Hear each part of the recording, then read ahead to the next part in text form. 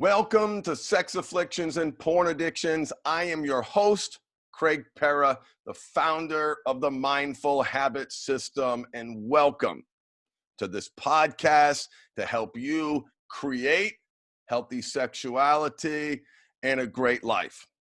Today, we're going to be talking about, I'm going to give you 5 reasons why you're sober, meaning you're not doing the thing, yet your marriage is still a mess. So today we're going to talk about 5 reasons why you're sober, but your marriage is still messed up. And I've got someone here to help me do that. Let me introduce my guest, my speaker, author, coach, a critical member of the Mindful Habit team, a certified Mindful Habit coach, author of the book Habitland, available on Amazon, and currently pursuing his Masters of Social Work. George Morning, welcome to the program, brother. Welcome, brother. Thanks for having me back here, man.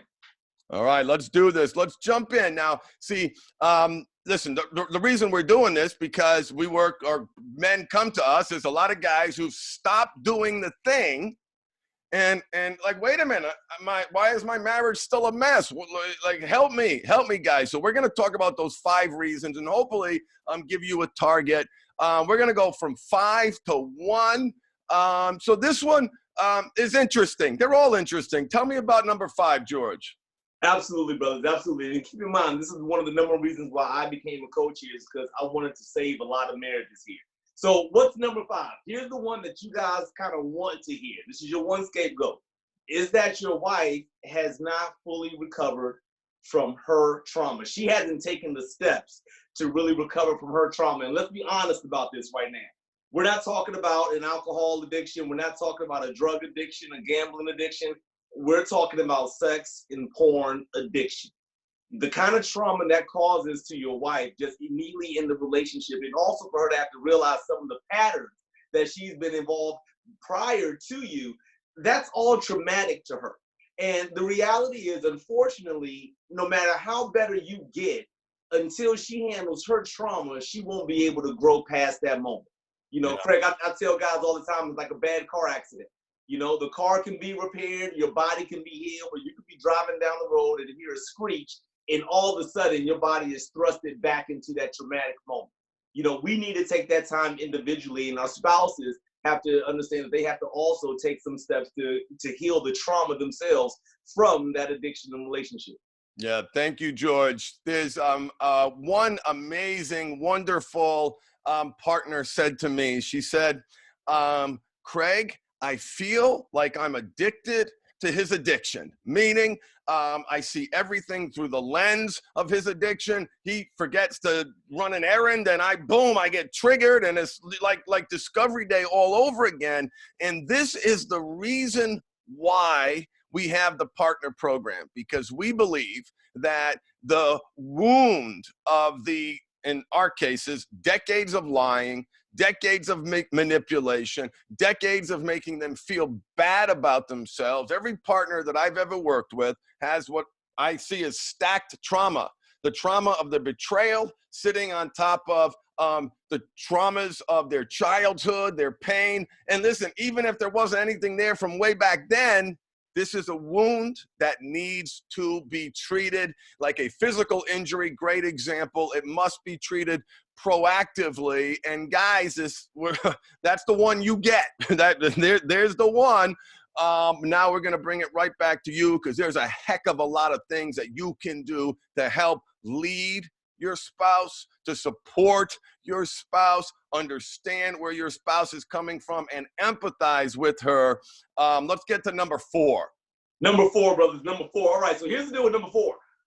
The reality is that deep down, you're just the super villain from DC Comics called the Black Mask. Now, what do I mean by that, right? The reality is, no, you're not a super villain. You don't lead some underground army that's trying to break the law, but you are hiding behind a mask. And the reality is that even though you're sober, and like Craig said before, you're not doing the deed, it doesn't mean that you fully recovered. So you're still wearing a mask based on the shame, based on the guilt, based on all the judgments you received because of your behavior. And the reality is, guys, is that our wives now want to connect to the real us. They've now been exposed to discovery or disclosure about our behavior, and now they're finally waiting for the real us to step up. And you haven't broken past some of that shame, guilt, your own trauma in history to be able to show her the real you. Yeah. And I want you guys to remember the problem that you're trying to solve. Okay. If you're trying to solve your porn addiction and sex addiction solely, exclusively by not doing something, you're not showing up in your relationship in a way that not only she wants you to, but in a way that's going to be incredibly rewarding to you. What you're doing is you're treating an intimacy disorder. There's all sorts of reasons why you lie, compartmentalize, lack empathy, why your sexual energy flows so in an unhealthy way, and why it doesn't flow in an unhealthy way. And that's the unmasking. That's what our program is too. I think of this early stages as unmasking, is taking the mask off addict and seeing who is behind the part of you that's numbing, coping, and escaping, sneaking and lying and all these other things. And essentially you're hiding the real authentic you, because that real authentic you has been trained into existence, and this crisis hopefully will give you the opportunity to bring him out. Excellent. Very good, brother. Absolutely, man. Number 3, guys, let's keep this thing rocking and rolling here because I want to keep this energy fresh with you guys. Number 3, you've changed the habit, but you haven't changed your lifestyle. What I mean by that, one of the things my ex-wife was famous for telling me was that she's asking for a quarter, but I'm giving her 2 nickels and a dime, meaning that I'm taking what she's saying and I'm giving her what I think is the equivalent. So what did I do when I went into recovery in 2013? I stopped doing the deed, which is what I thought was the main issue. I said, as long as I can stop this, then I can get the rest of my life back. And the reality is, guys, there were so many other areas that this behavior impacted of my life that I didn't address. I didn't address my communication to my relationships that I had around me. I didn't address my own personal health, my outlook on life. I didn't address how I was pursuing different habits and different hobbies in my life. I didn't advance in other areas, whether it was in my career or finances, guys. My life essentially looked the same, except I just stopped doing that one thing. And guys, let me tell you, this behavior, every addiction, from alcoholism to being a workaholic, it's going to not just impact that one area of your life, but it is also going to impact your entire lifestyle. If you make a decision that says, I have to change my lifestyle, then guys, your life isn't going to change. Yeah, beautiful, George. And to drive home that incredibly important point, to break a habit, you have to make a habit. That is a lifestyle. That is you living a purpose-driven life. That means that the cure to this affliction, this addiction, whatever you want to call it, is the aggressive pursuit of a great life. Thank you, George. What's next? Okay, guys, see, here it is right now. You really think we're getting to the part about real work right now. And for the better part, you think you've done enough work by addressing your behavior. Number 2 reason, guys, why your marriage is failing right now, even though you're quote unquote sober, is the simple fact that you haven't invested in your wife's love language. Let's be honest, guys. We're talking about sex and porn right now. We have a twisted, distorted view of sex, of intimacy, of relationships, of connections, of understanding how to demonstrate and give love to the person that we want to spend the rest of our lives with. So we've gone through all this work, quote unquote, on ourselves to stop this behavior, but we're not, again, looking at this and saying, okay, now, how do I really connect with my wife if this isn't just about sex?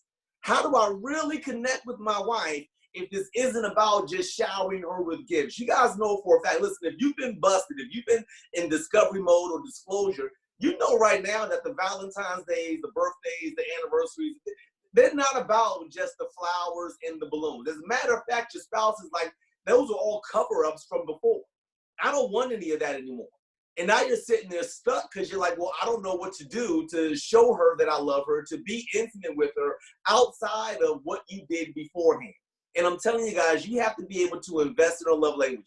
Great website, 5lovelanguages.com. There are disc assessments you guys can do. There's real communication skills you guys can take in order to better connect with your spouse that you have to take the initiative on in order to create that new foundation with your spouse. The goal has to be a better relationship, deeper relationship, more connected, one where you have used the crisis that brought you to listening to us talk right now, and maybe move you, inspire you to get into some kind of program, anything, whatever it is you're doing. You got to use this crisis to make a better relationship. And that requires really understanding where your wife is coming from, understanding her love language, like George said, and learning to communicate. See, the last point I want to make on this one is you already are trained. You have the habit to, or are addicted to disconnecting, to shutting down, to getting defensive, to lacking empathy. Right? These trained conditioned responses have been evolving in you over the course of decades. That's what's got to change.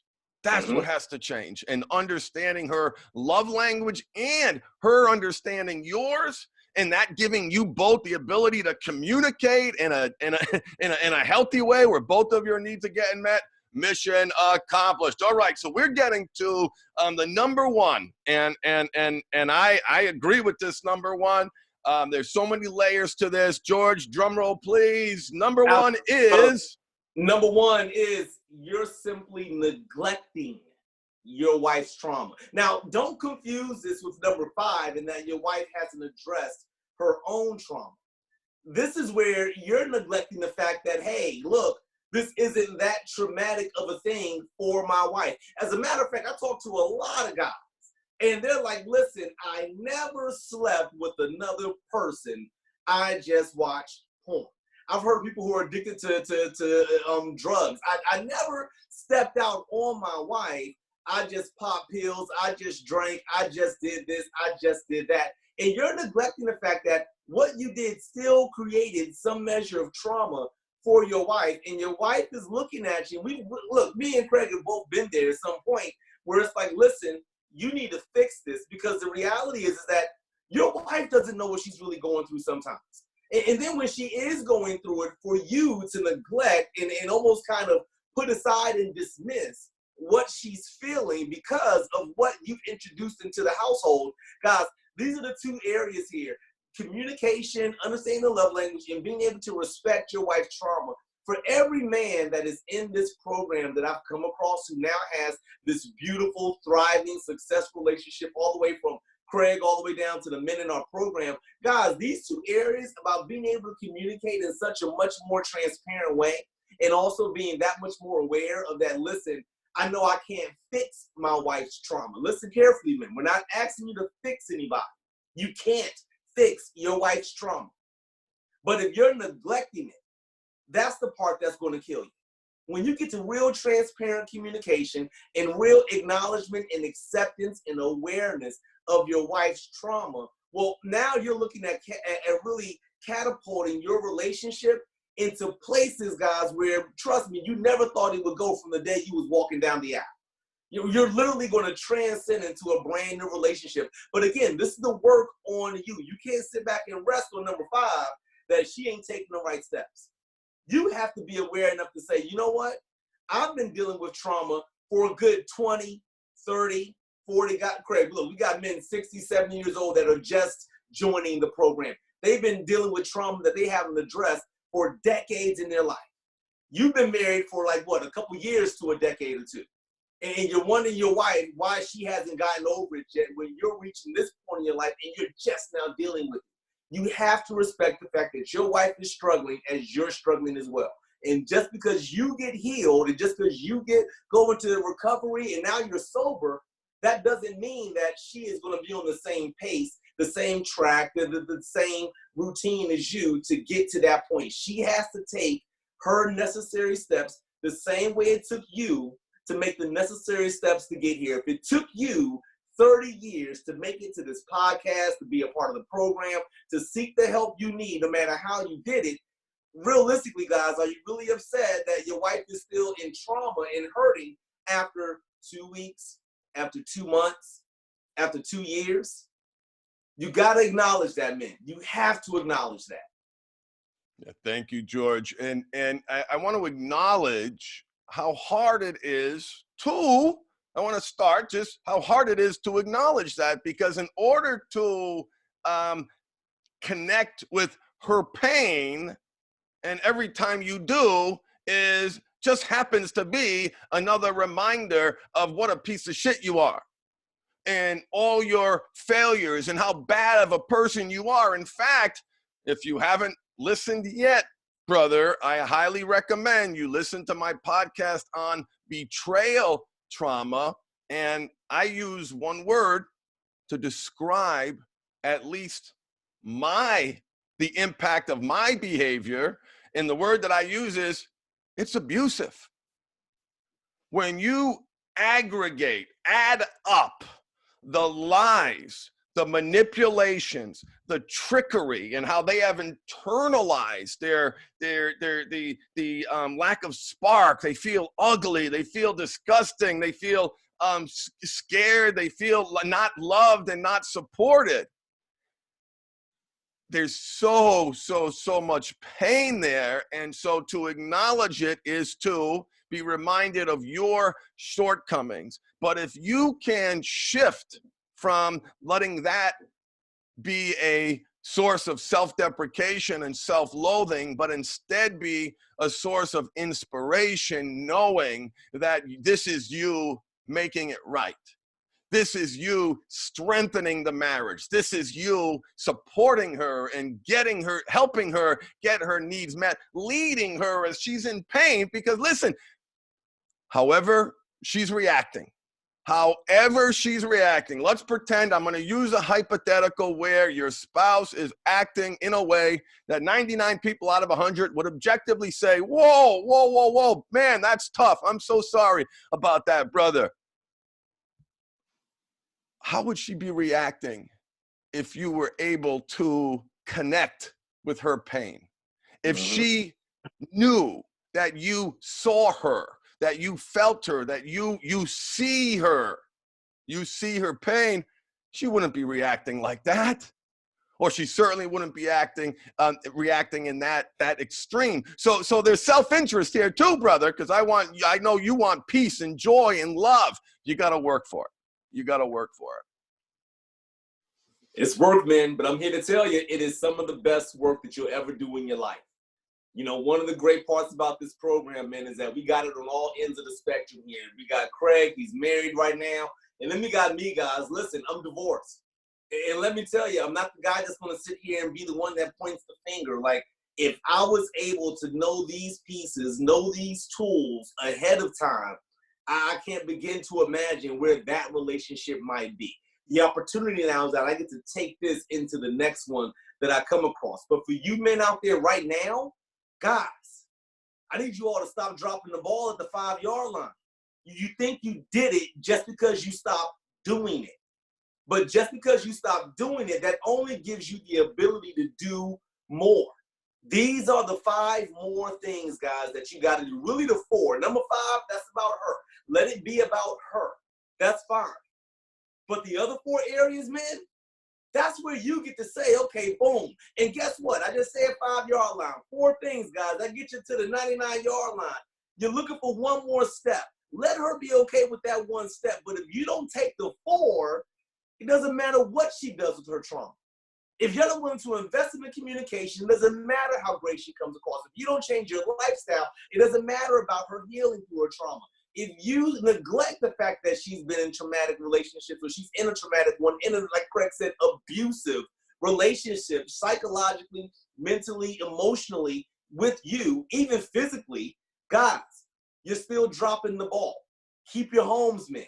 if it's really worth it to you, which we all know it is, you're going to fight for it. And this is the best way you're going to be able to fight for your home. Awesome. Thank you, George. So for you, brothers, if you are looking to fight in a very deliberate, intentional, structured way, from home, just want to put that out there, guys. The Mindful Habits System, we are entirely online and by phone in our group coaching program. To not take advantage of this situation, we're actually lowering our prices. I've got at least 10 deep scholarships that I'm offering, 5 from the last podcast. Those are gone.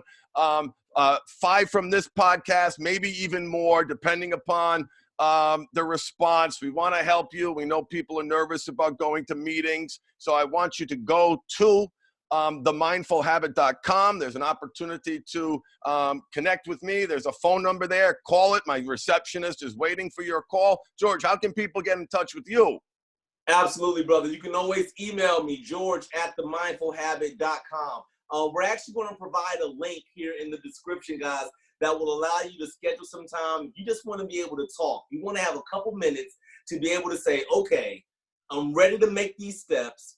How do I start making these steps? You're going to see a link down there. Set up some time. We're going to go ahead and talk it out. And then last but not least, guys, listen, if you're not quite sure what direction you want to go into, guys, aside from the link to get in contact with me, go ahead, get a free copy of my book. It discusses what I went through while I was married, the things I heard from my wife, what it took for me to get to this space, to be able to meet with you guys right here, guys.